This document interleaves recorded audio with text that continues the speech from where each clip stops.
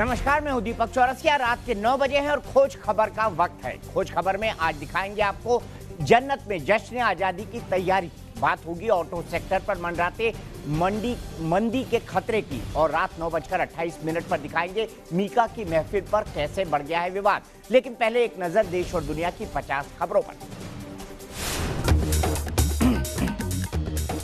ओडिशा में बारिश और बाढ़ की वजह से भारी तबाही। बोलांगीर से सामने आई हैरान करने वाली तस्वीरें। सैलाब ने हरिशंकर मंदिर को भी चपेट में लिया। भगवान की शरण में पहुंचे भक्त सैलाब में फंसे, सड़क नदी में तब्दील हो गई। वहीं लोग एक दूसरे का हाथ पकड़कर सैलाब को पार करने की कोशिश में लगे थे। ऋषिकेश में खतरे के निशान को पार कर रही है गंगा नदी। आसपास के इलाकों को खाली करने को कहा गया। लुधियाना में बारिश से तालाब में हुई तब्दील सड़कें। महज 2 घंटे की बारिश से चारों तरफ दिखा पानी ही पानी। लोगों को ही भारी मुश्किल। महाराष्ट्र में बाढ़ पीड़ितों के लिए वायुसेना बनी देवदूत। युद्ध स्तर पर राहत बचाव के काम में जुटी। दूर दराज के इलाकों में मदद पहुंचा रही है एयरफोर्स। कर्नाटक में बारिश और बाढ़ से भारी तबाही। कोप्पल बचाव दल के 5 लोग पानी की तेज धार में बहे। हेलीकॉप्टर की मदद से रेस्क्यू किया गया। केरल में बाढ़ से महाविनाश का सीएम विजयन ने किया हवाई सर्वेक्षण। सबसे बड़ी त्रासदी से जूझ रहे हैं केरल के 14 जिले। देश के कई राज्यों में सैलाब का सितम अभी भी जारी। केरल के 14 जिलों में बाढ़ की वजह से 88 लोगों की मौत। कर्नाटक में अब तक 48 लोगों की गई जान। उत्तराखंड के 7 जिलों में भारी बारिश का अलर्ट। अगले 4 दिनों तक हो सकती है जोरदार बारिश। देहरादून में नदी किनारे बसे लोगों को सुरक्षित स्थान जाने को कहा गया।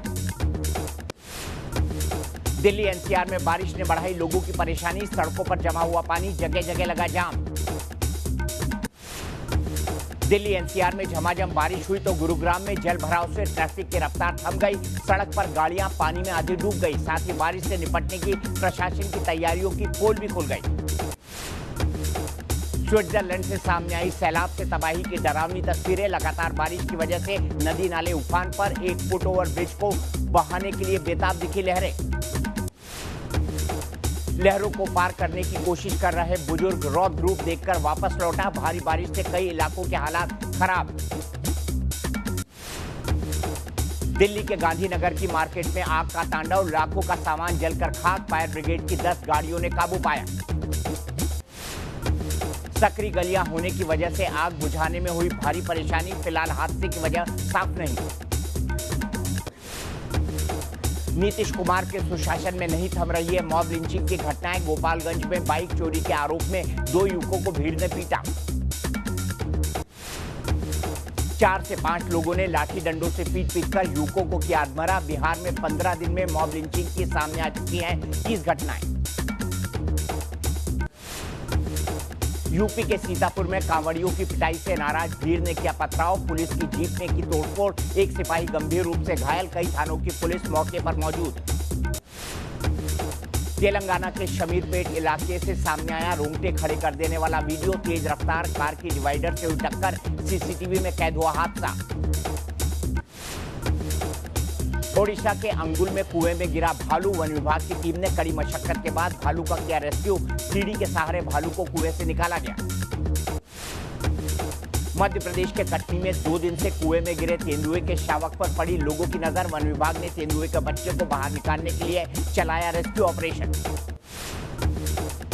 दिल्ली के वसंत कुंज में विदेशी महिला से गैंगरेप। 3 आरोपियों ने कार में दिया वारदात को अंजाम। विरोध करने पर महिला से मारपीट। गुरुग्राम का बताया जा रहा है एक आरोपी। स्वतंत्रता दिवस से पहले अभेद्य किले में तब्दील हुई दिल्ली। चप्पे चप्पे पर रखी जा रही है पैनी नजर। 15 अगस्त को चलेगी मेट्रो, लेकिन सुरक्षा के लिए बंद रहेगी पार्किंग। हांगकांग में चीन के खिलाफ विरोध प्रदर्शन लगातार जारी है। प्रदर्शनकारियों ने एक एयरपोर्ट पर विरोध किया तो पुलिस ने आंसू गैस के गोले दागकर उन्हें रोकने की कोशिश की।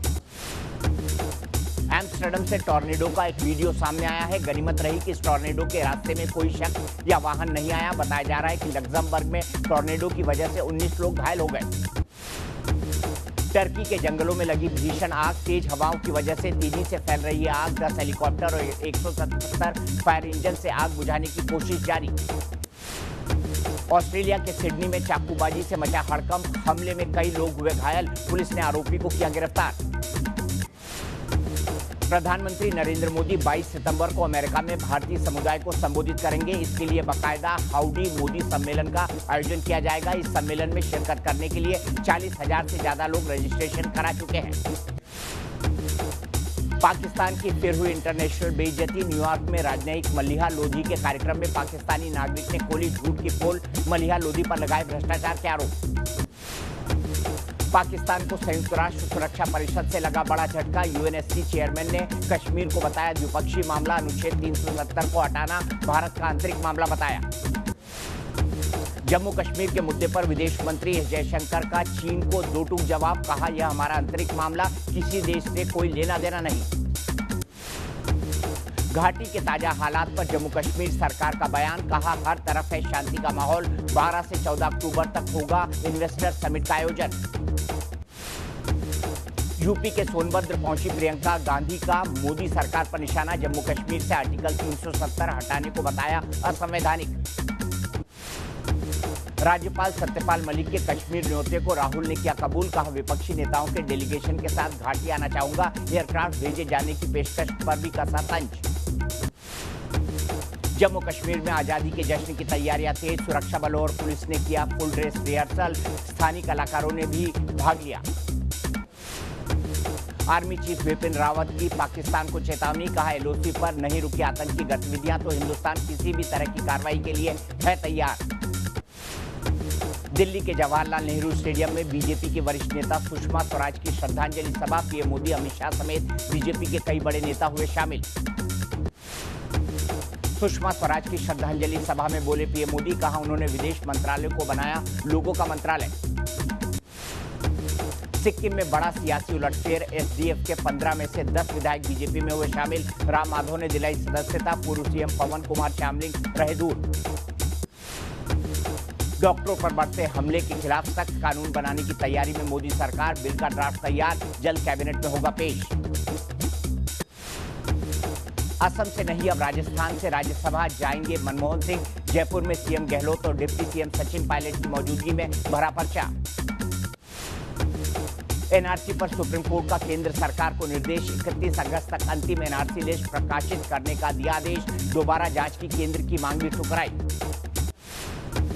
आम्रपाली के बायर्स के लिए सुप्रीम कोर्ट से बड़ी खुशखबरी, फ्लैट खरीदारों की तुरंत रजिस्ट्री के लिए निर्देश, लापरवाही बरतने वाले कर्मचारियों को भेजा जाएगा जेल।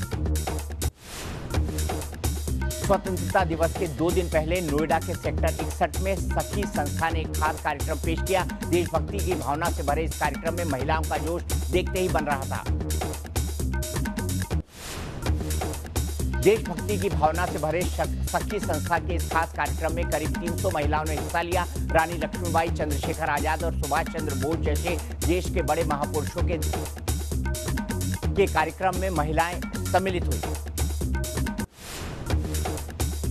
दुनिया की सबसे महंगी चाय पत्ती बन गई है गोल्डन बटरफ्लाई, 1 किलो की कीमत 75,000 रुपए। ये खास चाय पत्ती असम के डिब्रूगढ़ में पैदा की जाती है।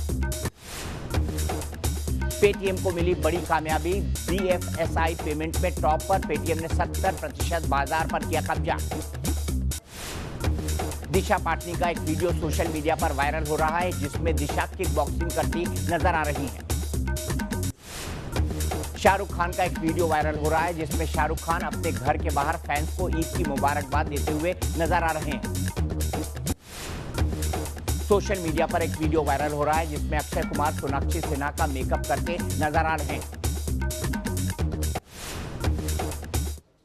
देश दुनिया की 50 अहम खबरों के बाद अब रुख करते हैं जम्मू कश्मीर का, जहां जश्न आजादी की तैयारियां जोरों पर है। आर्टिकल 370 के खात्मे के बाद पहले स्वतंत्रता दिवस से पहले श्रीनगर के शेर कश्मीर स्टेडियम में फुल ड्रेस रिहर्सल का जज्बा देखते ही बनता था।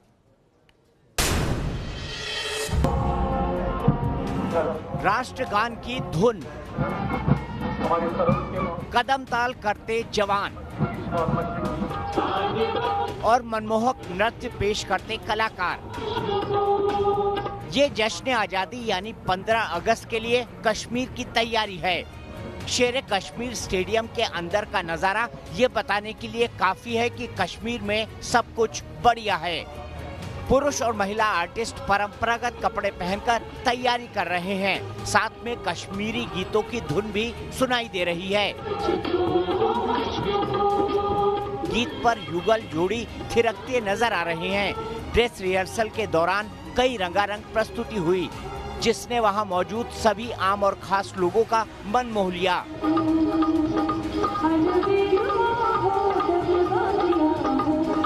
पूरा कश्मीर 15 अगस्त को भव्य तरीके से मनाने में जुटा है। कलाकार घंटों रिहर्सल कर रहे हैं। बेशक ये देश के लिए 73वां स्वतंत्रता दिवस होगा, लेकिन एक विधान, एक निशान और एक हिंदुस्तान को बयां करता ये कश्मीर का पहला स्वतंत्रता दिवस है। ट्रैफिक लगातार चलना शुरू हुआ है। ये सुबह है, सुबह लोग अपना निकलना शुरू हुए हैं। आपको सड़कों पर ट्रैफिक दिखने लगा है।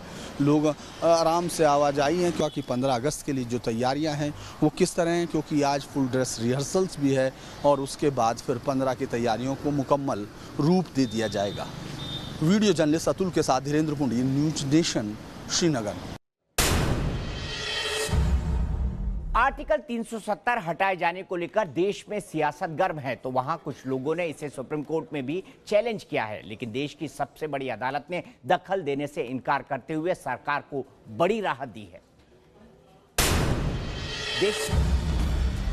सुप्रीम कोर्ट ने जम्मू कश्मीर में धारा 144 हटाने और मोबाइल इंटरनेट सेवा बहाल करने की मांग पर फिलहाल कोई आदेश पास करने से इनकार किया है। कोर्ट ने सरकार की दलीलों से सहमति जताते हुए कहा कि सरकार को हालात सामान्य करने के लिए वक्त दिया जाना चाहिए, क्योंकि रातों रात हालात नहीं बदलते। सरकार की ओर से अटॉर्नी जनरल के वेणुगोपाल ने बताया कि जम्मू कश्मीर में स्थिति तेजी से बदल रही है। सरकार हालात पर नजर रखे हुए है। अमन के दुश्मन साजिशें रच रहे हैं। ऐसे में कोई कोताही नहीं बरती जा सकती। कोर्ट के ये सवाल पूछने पर कि हालात सुधरने में कितना वक्त लगेगा, अटॉर्नी जनरल वेणुगोपाल ने कहा कि सरकार अभी कानून व्यवस्था कायम करने की पुरजोर कोशिश कर रही है। जमीनी हालात सामान्य होने पर एक एक करके वहां से सारे प्रतिबंधों को हटा लिया जाएगा।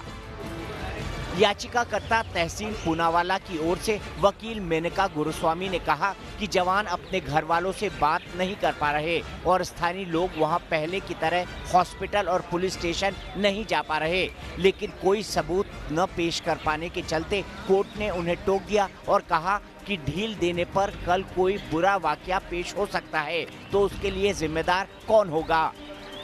सुप्रीम कोर्ट ने कश्मीर के मौजूदा गंभीर हालात को समझते हुए कहा कि हालात रातों रात सामान्य नहीं हो सकते और सरकार को इसके लिए वक्त दिया जाना चाहिए। कोर्ट ने मामले की सुनवाई 2 हफ्ते के लिए टालते हुए कहा कि अगर ये प्रतिबंध आगे भी जारी रहते हैं तो कोर्ट इस पर आगे विचार करेगा।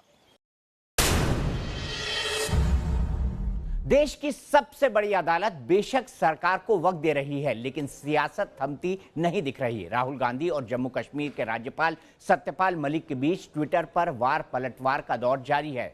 राहुल गांधी ने कश्मीर के हालात पर चिंता जताई तो राज्यपाल ने उन्हें कश्मीर आने का न्योता दे दिया। राहुल गांधी ने न्योता कबूल किया, लेकिन शर्तों के साथ। तो अब सत्यपाल मलिक ने फिर पलटवार किया है और उन्होंने कहा है कि राहुल मामले का अननेसेसरी राजनीतिकरण कर रहे हैं।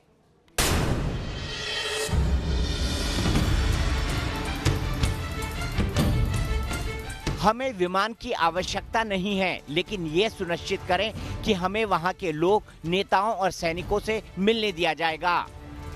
राहुल गांधी ने अपने इस ट्वीट से 1-2 बातें साधने की कोशिश की, जहां एक और उन्होंने राज्यपाल सत्यपाल मलिक को उनके बेबाक तंज का जवाब दिया, वहीं दूसरी ओर आर्टिकल 370 पर विपक्ष की आवाज भी मुखर तरीके से बुलंद कर दी। कांग्रेस और कई विपक्षी दल घाटी के हालात पर चिंता जता रहे हैं और सरकार से ऑल पार्टी डेलीगेशन को घाटी ले जाने की वकालत कर रहे हैं, लेकिन सरकार खामोश है। अब राहुल गांधी ने अपने ट्वीट से सरकार को अपनी चुनौती दे दी है। क्या देश मंदी की ओर बढ़ रहा है और क्या ऑटो सेक्टर से मंदी की शुरुआत हो चुकी है? हमारा मकसद डराना नहीं बल्कि गंभीर संकट से जूझ रहे ऑटो सेक्टर की मुश्किल से दो चार कराना है, क्योंकि 19 साल में ऑटो सेक्टर में बिक्री की दर में सबसे तेज गिरावट हुई है। साल 2018 में जहां देश में मारुति की 1,54,000 गाड़ियां बिकी, वो 2019 में 36% घटकर महज 98,210 रह गई। इसी तरह हुंडई ने जहां 2018 में 43,000 से ज्यादा गाड़ियां बेची, वो 2019 में 10% घटकर 39,000 तक सिमट गई। महिंद्रा एंड महिंद्रा की गाड़ियों की बिक्री में 15% की कमी आई है और 2019 में जुलाई महीने तक महज 16,800 गाड़ियां बिकी है। टाटा मोटर्स ने 2018 में करीब 17,000 गाड़ियां बेची थी, लेकिन इस बार अब तक ये आंकड़ा 10,485 यूनिट तक पहुंचा है। टोयोटा की गाड़ियों की बिक्री में भी 23% की कमी आई है और जुलाई 2019 में कंपनी ने महज 10,423 गाड़ियां बेची है। अगर मार्केट शेयर के हिसाब से बात करें तो ऑटो सेक्टर में टू व्हीलर गाड़ियों की हिस्सेदारी 80% है, पैसेंजर व्हीकल की हिस्सेदारी 13% है, 3 व्हीलर की 3 और कमर्शियल गाड़ियों की हिस्सेदारी 4% है। और जुलाई में जहां पैसेंजर व्हीकल का प्रोडक्शन पिछले साल के मुकाबले 3,71,640 यूनिट से घटकर 3,10,000 के करीब पहुंच चुका है, वहीं इसकी बिक्री 2,90,900 से कम होकर महज 2 लाख तक रह गई है। जबकि टू व्हीलर का प्रोडक्शन 22,50,000 से घटकर 20,35,000 हो गया है और बिक्री भी 18,17,000 की जगह 15,11,000 हुई, यानी करीब 16% की कमी।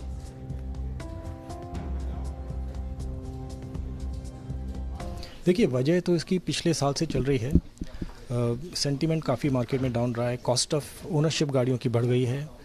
इंश्योरेंस कॉस्ट 4 व्हीलर्स की 3 साल का इंश्योरेंस इकट्ठा दिया जाएगा और 2 व्हीलर्स में 5 साल का इंश्योरेंस, तो काफ़ी एक हिट हुआ है। सेफ्टी नॉर्म्स जो नए आए हैं काफ़ी सारे इकट्ठे हो गए हैं पिछले 1-2 साल में, तो उसकी वजह से कॉस्ट बढ़ी है मार्केट में। गाड़ियों के प्रोडक्शन और बिक्री में कमी क्यों चिंता की बात है, अब जरा इसे भी समझ लीजिए। दरअसल देश की जीडीपी में ऑटो सेक्टर की हिस्सेदारी 7.5% है। मैन्युफैक्चरिंग सेक्टर की जीडीपी में यह हिस्सेदारी 49% है। एक आंकड़े के मुताबिक ऑटोमोबाइल इंडस्ट्री 4.8 करोड़ रुपए की है और इससे करीब 3,70,00,000 लोगों को रोजगार मिला है। और अगर ऑटो सेक्टर के हालात नहीं सुधरे तो करीब 10 लाख नौकरियों पर खतरा हो सकता है और इसका असर इस्पात, टायर, पेंट, इलेक्ट्रॉनिक्स उत्पाद और गाड़ियों के पार्ट्स बनाने वाली छोटी छोटी कंपनियों पर भी पड़ सकता है।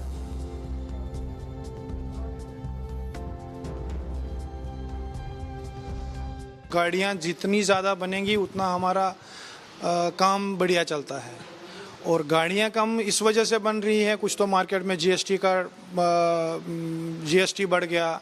अगर जीएसटी कम हो जाता है तो गाड़ियों पे का सेल का इफेक्ट आएगा। कुछ इलेक्ट्रिकल जो गवर्नमेंट ऑफ इंडिया के नॉर्म्स आए हैं उनमें जैसे हमारा इलेक्ट्रिकल व्हीकल्स का आ रहा है एनवायरमेंटल रेवोल्यूशन के लिए, उसके चलते हमारी जो रेगुलर ऑटोमोबाइल कंपनियां हैं उनकी जो रेगुलर पेट्रोल डीजल गाड़ियां हैं वो कम होती जा रही हैं। 2 दिन बाद हिंदुस्तान अपना 73वां स्वतंत्रता दिवस मनाएगा। देश के साथ ही संसद भी इस जश्न को मनाने के लिए पूरी तरह तैयार है। इस मौके पर संसद की शोभा बढ़ाने के लिए 875 एलईडी लाइट लगाई गई हैं, जिसका उद्घाटन प्रधानमंत्री नरेंद्र मोदी ने किया, जबकि लोकसभा अध्यक्ष ओम बिरला ने इस कार्यक्रम की अध्यक्षता की। साथ ही कई वरिष्ठ सांसद और नेता मौजूद रहे। संसद में लगाई गई 875 एलईडी लाइटें प्रधानमंत्री नरेंद्र मोदी ने इस कार्यक्रम का उद्घाटन किया, जैसा मैंने आपको बताया। और आप ये देख सकते हैं कि पहली बार संसद के अंदर ऐसा हुआ है कि इतनी सारी अलग अलग रंग की लाइट्स यहां पर लगाई गई है। आप देख सकते हैं किस तरह से संसद को सजाया गया है एलईडी लाइटों से, तिरंगे के रंग में।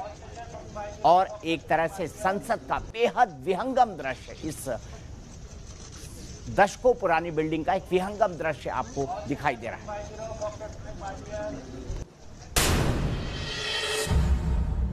कश्मीर से धारा 370 क्या हटी? इमरान खान से लेकर पाकिस्तान का हर शख्स छाती पीट रहा है। पाकिस्तान की इसी हताशा को साबित करता एक वीडियो सोशल मीडिया में खूब वायरल हो रहा है। यूनाइटेड नेशन में पाकिस्तान की परमानेंट एम्बेसडर मलिहा लोधी को एक नाराज पाकिस्तानी ने चोर कह दिया। और सबसे हैरानी की बात यह कि मलिहा लोधी ने यह सब सुना भी लेकिन कुछ नहीं कहा। Yeah, that's you guys are stealing our money.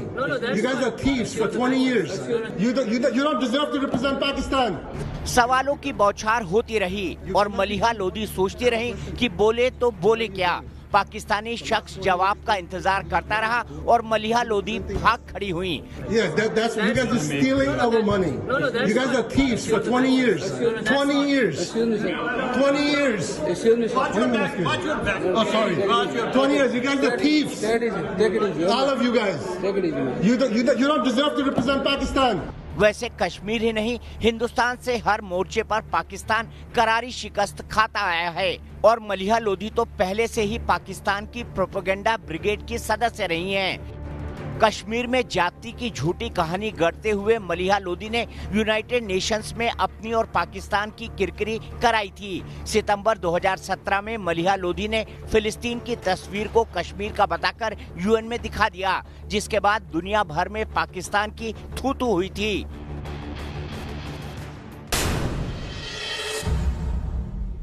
Supreme court में आज अयोध्या मुद्दे पर 5वें दिन भी बहस हुई। आज की बहस में रामलला विराजमान का पक्ष रखा गया। 92 साल के वरिष्ठ वकील ने 11 घंटे लंबी जिरह कर एक तरह से पूरी बेंच और वहां पर मौजूद तमाम लोगों को चौंका दिया।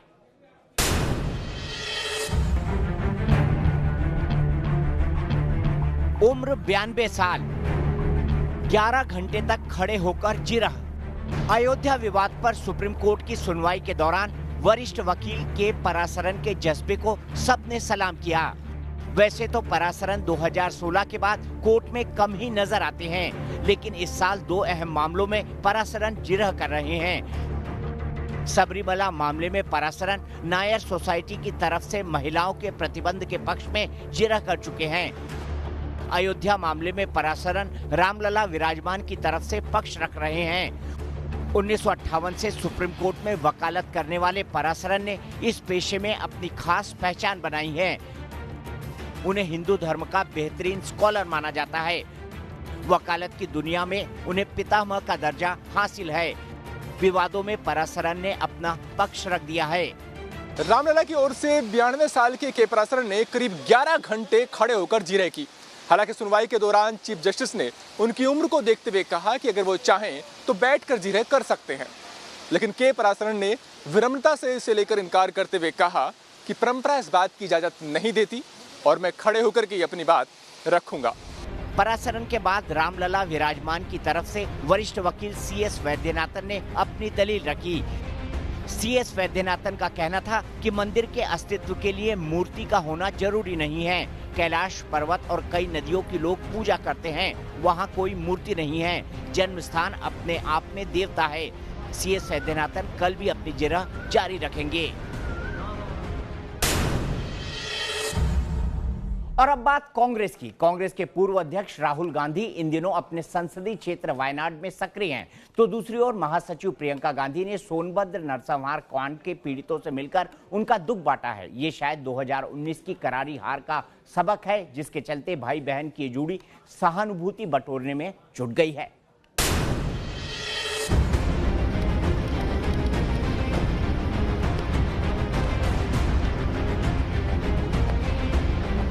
केरल में मॉनसून आफत बनकर कोहराम मचा रहा है और राहुल गांधी का संसदीय क्षेत्र वायनाड कुदरत की मार से करा रहा है। संकट की इस घड़ी में राहुल गांधी अपने संसदीय क्षेत्र पहुंचकर पीड़ितों का हालचाल ले रहे हैं और उन्हें सांत्वना दे रहे हैं।